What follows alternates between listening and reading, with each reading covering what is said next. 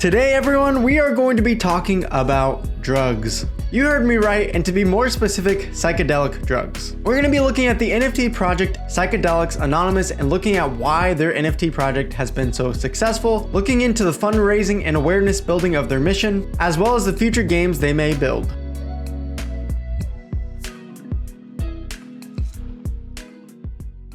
Now, before we start today's video, I do want to give a disclaimer as this topic may be controversial. This video though is simply to review the NFT project and not to make claims from Balthazar whether we agree or disagree with the thoughts and ideas of Psychedelics Anonymous. And if you are struggling with mental health, please go contact a mental health professional. With all that being said, let's check out this NFT project. Psychedelics Anonymous is an NFT project that just released at the end of last year and has some of the best art out there for NFT projects. In the following section, our research team will present what we consider to be the Psychedelic Anonymous's lore, which is present on their website in the We Are the Night section. It's difficult to fit all of this lore into one video, but here is a teaser trailer on their Twitter that should give you a good taste. At the 0 hour, we gather in the darkness, searching inner paths to outer worlds,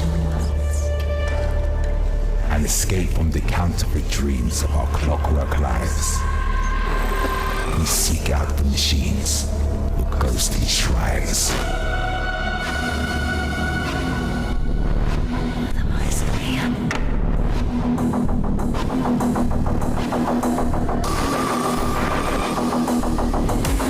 We are waking up.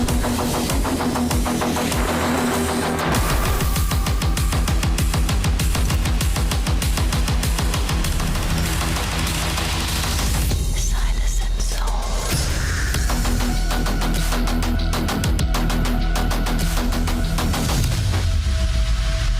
We are the night.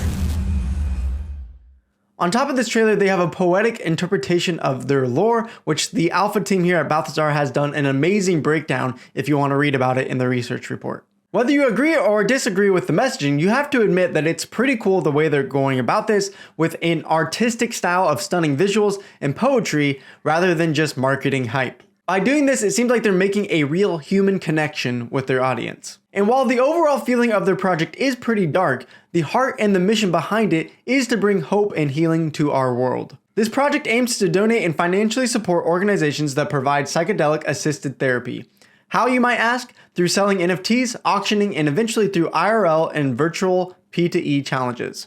Behind the team of this project is 4 different pillars that they claim lead their decision-making process. The first pillar is scaling and seeing that a larger community is needed to make a bigger difference. Secondly is the utility pillar, which they are trying to offer different utility to different people and making it more accessible to everyone. This leads to the third pillar that they want their NFTs to be reasonably accessible, and they've split up their collections so that different people can buy in at different entry prices.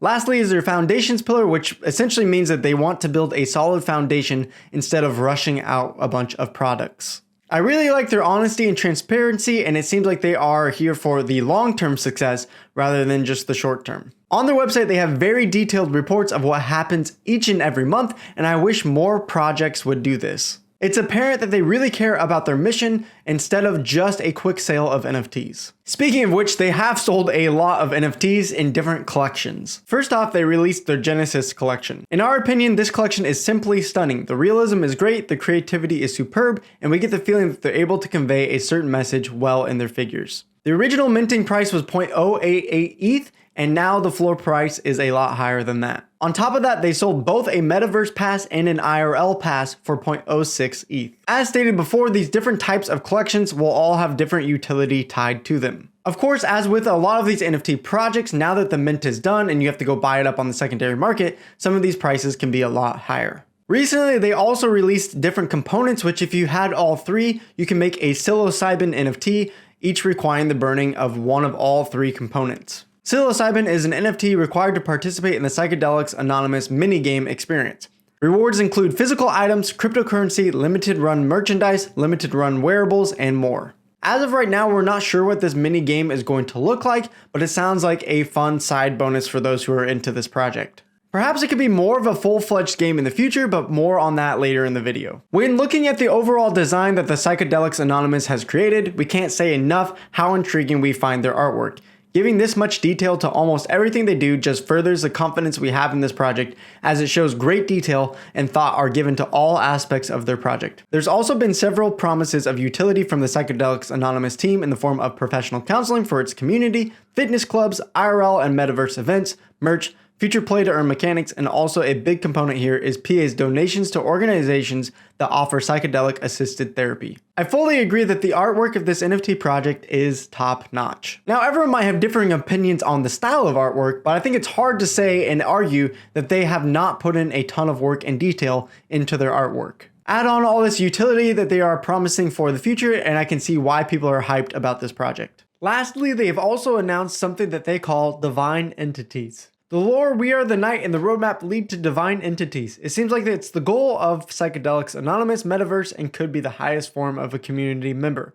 From the team's latest update on game theory, they announced the latest equation, which is following component 1, 2, 3 plus meta or IRL pass plus burn times 4 equals divine entities in P. So what is this divine entity going to be? Well, we don't know. We know it's going to be a collection from Voltura, but the team is also speculating that it could be much more. The question becomes, will holders burn their NFTs given their current value, and will they follow the process to ascension? Burning the ego, could that mean that monetary value shouldn't be a focus? We see that actions have consequences throughout all of their updates, roadmap, and lore. What if this burning leads to freedom from monetary chains and a shift in the individual's focus to what truly matters? Psychedelics Anonymous efforts are to promote and further psychedelic assisted therapy through funding and eventually buying companies working on this. They've been raising money for this purpose and to build tools to help people with mental health issues. What if the final gatekeeper is for community members to let this wealth go, serve a higher purpose by burning their ego, and finally ascend, becoming a divine entity?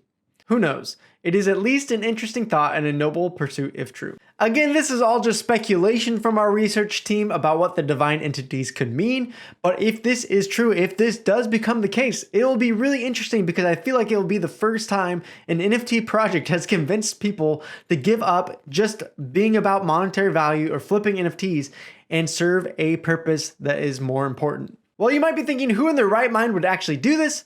Well, a ton of people, if they believe in a leader's vision and mission for something, they are willing to do some crazy things. So who knows if this is actually where the project is going to go with this divine entities part of it, but if it is, it'll be very interesting to see what people decide to do with their NFTs. Even considering the entire world market over the last few months, PA has fared quite well and is pulling good volume across the board on all collections, which is a healthy sign of a good project. As for the blockchain, Psychedelics Anonymous have been launching its NFT collections on the Ethereum blockchain. As most know, Ethereum is the second largest cryptocurrency in the market cap behind Bitcoin. However, for those of us who have used Ethereum, we know that there can be some very high gas fees due to scalability issues. Hopefully the layer 2 version of Ethereum can solve some of those issues. The team behind Psychedelics Anonymous seems to have its roots in its advertising agency Voltura, the parent company of Voltura Labs, which is seemingly the company behind this project. They claim to have a collective of 85 plus years of design, creativity, business operations, financial understanding, commercial know-how, and idea generation in their team of 7 individuals. The PA team comes from a strong creative and advertising background. This looks like the perfect combination for an NFT project where the art needs to be exciting and communities need to be built. Based on the already successful project that they have currently, as well as the previous experiences of the team, I expect to see more success moving forward. If you want a full breakdown of the team though, refer back to the research report. The roadmap of this NFT project is probably going to look quite odd to you because it's unlike most other NFT projects. On the roadmap, you'll see a horizontal scrolling chain of blocks on the webpage, each representing the next milestone. No dates, no quarters, no estimates on when it is finished. The milestones themselves vary in character, as some are regarding donations, others deal with support. Some are also a bit cryptic. There is a milestone that mentions games and says that IRL and virtual P2E challenges will determine your path in the psychedelic metaverse. Following this is the Ascension stating that the chosen shall rise. We assume this alludes towards a gamified progression of the project. Again, the roadmap does seem kind of odd, but I think it's actually very on brand for what they're trying to do, and it feels very fitting for Psychedelics Anonymous. Even if some information is left out, it really does seem like they're taking their time to build out this project in the right way. Before we give our final thoughts here about Psychedelics Anonymous, I do want to shout out that we are doing a lot of great things here at Balthazar that are upcoming. So head on over to the website at the end of this video to check out more resources and in-depth research here at Balthazar. We also have an upcoming public token sale that you can register for more information on. So, is there a world where Psychedelics Anonymous becomes a real full-fledged game? Yes, we strongly believe there is a viability to a Psychedelics Anonymous game, primarily because of the team's exquisite artwork and attention to detail alongside engaging storytelling ability, showcased both on their website and in their NFTs and in their content media. There have been several mentions from the team about these minigames and play-to-earn opportunities in the future, but whether these are fully fledged games or just purely smaller minigames is not clear. Our hope is that they take the leap of faith to produce a fully immersive game within the very intriguing universe we'd love to explore more of. Psychedelics Anonymous is an NFT project that we have good confidence in, and we cannot wait to see what more they'll bring going forwards. For me personally, getting into NFT projects, I'm way more interested in the utility of a game than anything else or the artwork behind an NFT. However, whether you agree or disagree with their potentially controversial mission, I think we should all be able to see that they have incredible artwork, they have some good utility planned, and I love that they are able to fundraise for different organizations using the sales of their NFTs. I really do hope other companies can look at what Psychedelics Anonymous has done here and copy and implement some of those same strategies so that they can fundraise for other charities and organizations as well. It's definitely an intriguing project to me and one to watch out for, especially when their minigame comes out, because I want to know more what that's going to look like. Hopefully they do go for a fully fledged game at one point as well in the future, because their style would be very fitting for a game. For now, this has been Luke Plays to Earn here with Balthazar, and I'll see you guys in the next video. Peace out, Pa'alam, adios.